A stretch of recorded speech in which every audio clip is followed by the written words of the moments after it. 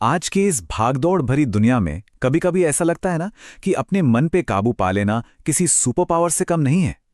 चारों तरफ बस शोर है, तनाव है और एक कभी न खत्म होने वाली दौड़।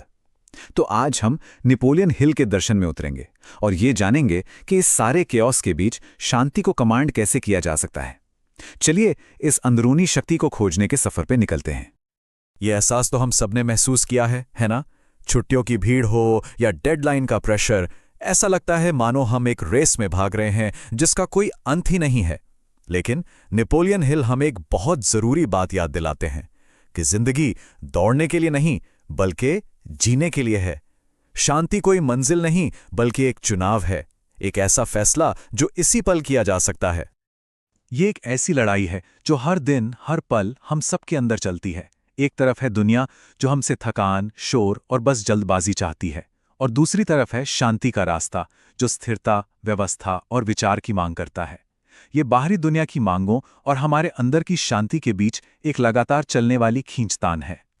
तो आज के इस सफर में हम इस सफर को समझेंगे, स्थिरता के पहले नियम को जानेंगे, अपनी अंदरूनी ताकतों को कमांड करना सीखेंगे, अनुशासन की एक लय बनाएंगे और आखिर में शांति की एक विरासत बनाने की कला को समझेंगे। चलिए शुरू करते हैं। तो इस महारत की शुरुआत आखिर होती कहां से है? ये शुरू होती है स्थिरता से। ये वो नींव है जिस पर बाकी सब कुछ टिकता है, क्योंकि असली ताकत शोर शराबे में नहीं बल्कि गहरी, अटूट शांति में जन्म लेती है। स्थिरता का मतलब ये बिल्कुल नहीं कि हम हाथ पर हाथ धरे बैठे रहें, नहीं, ये एक एक्टिव, एक पावरफुल स्टेट है।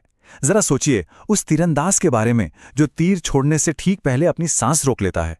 वो पैसिव नहीं है, वो अपनी सारी शक्ति एक बिंदु पर इकट्ठा कर रहा है। बस स्थिरता वही है, वो विचार जो अपनी ताकत को इकट्ठा कर रहा है। यहां दो बिल्कुल अलग रास्ते हैं, एक है गति, दूसरा है महारत। गति हमारी एनर्जी को बस सोख लेती है, ये केओस पर सिर्फ एक रिएक्शन है। लेकिन महारत जीवन को दिशा देती है, ये गति को कमांड करती है, और ये जल्दबाजी से नहीं बल्कि धैर्य के शांत पानी से पैदा होती है। हेनरी फोर्ड को ही देख लीजिए, उन्होंने दौड़ भाग करके एक एम्पायर नहीं बनाया, उन्होंने सोचकर बनाया। और उनका ये कहना कि सोचना दुनिया का सबसे कठिन काम है, ये अपने आप में सब कुछ कह देता है। महान चीजें हड़बड़ी में नहीं बल्कि शांत, फोकस सोच से पैदा होती हैं। असली काम असल में यहां हमारे दिमाग के अंदर होता है। तो इसको प्रैक्टिस में कैसे लाया जाए? 3 बहुत ही सरल कदम। बोलने से पहले रुकें, फैसला लेने से पहले देखें और कुछ भी करने से पहले सोचें।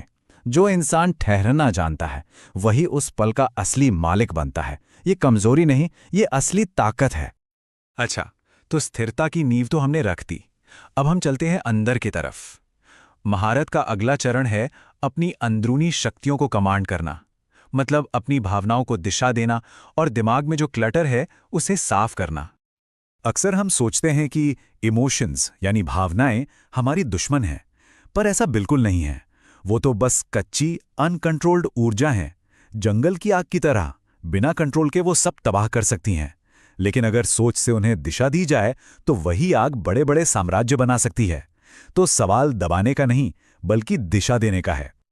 हर एक पल हमारे दिमाग के अंदर 2 लोग होते हैं, एक जो बस रिएक्ट करता है और दूसरा जो डिसाइड करता है।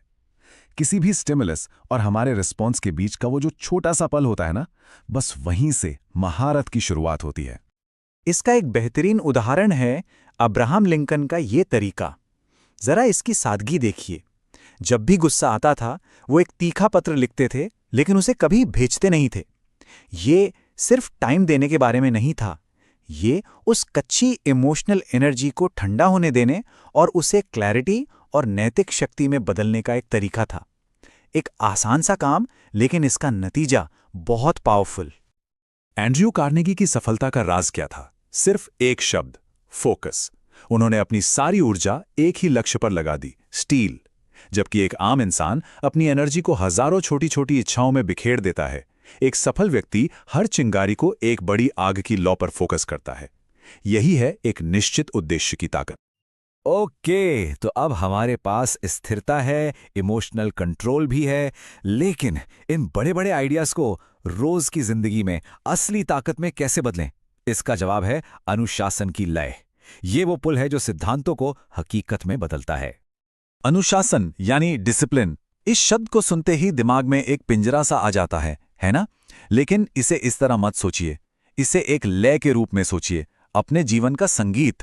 ये पाबंदियों के बारे में नहीं है, ये एक शक्तिशाली हार्मोनियस टेम्पो बनाने के बारे में है जो हमें सोच से जीत तक ले जाता है। ये वो धड़कन है जो सपनों को जिंदा रखती है। जरा कल्पना कीजिए, हर दिन 1 घंटा सिर्फ अपने लिए, एक पवित्र घंटा। इस 1 घंटे में आभार व्यक्त करना है, अपने अगले कदम की प्लानिंग करनी है और अपने अटूट विश्वास को दोहराना है। ये सिर्फ 1 घंटा नहीं है, ये वो धुरी है जिस पर बाकी के 23 घंटे घूमते हैं। ये पूरे दिन को दिशा देता है। जब लोग थॉमस एडिसन की 10,000 असफलताओं की बात करते थे, तो एडिसन उन्हें क्या कहते थे? 10,000 खोजें। उनकी अनुशासित लय ने हर असफलता को सीखने का एक मौका बना दिया था। उनका अनुशासन कोई सजा नहीं थी, ये तो कुदरत के नियमों के साथ एक पार्टनरशिप थी, एक डांस था। और अब हम आते हैं इसके सबसे ऊंचे लेवल पर। सच्ची महारत सिर्फ व्यक्तिगत शांति पाने पर खत्म नहीं होती, ये उस शांति को बाहर की ओर फैलाने, उसे एक विरासत बनाने के बारे में है। ये सफर है पर्सनल विक्ट्री से पब्लिक इन्फ्लुएंस तक का। तो असल महारत का पैमाना क्या है?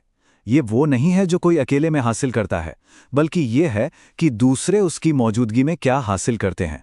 क्या अपनी शांति दूसरों को शांत करती है? क्या अपनी स्पष्टता दूसरों को रास्ता दिखाती है? सच्ची महारत संक्रामक होती है, फैलती है।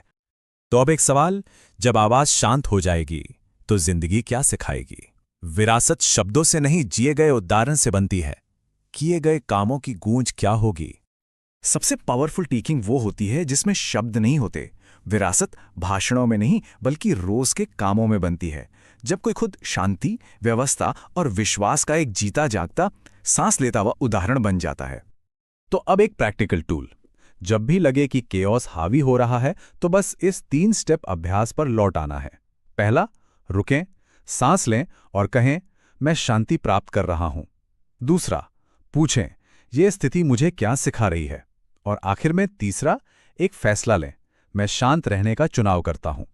तो हम आकर रुकते हैं इस एक पावरफुल विचार पर। शांति कोई दूर का सपना नहीं है, ये एक निर्णय है। शक्ति हमारे अंदर ही है। तो सवाल ये नहीं है कि शांति चुनी जा सकती है या नहीं, सवाल ये है कि क्या इसे अभी चुना जाएगा। आज इस पल में क्या चुनाव होगा?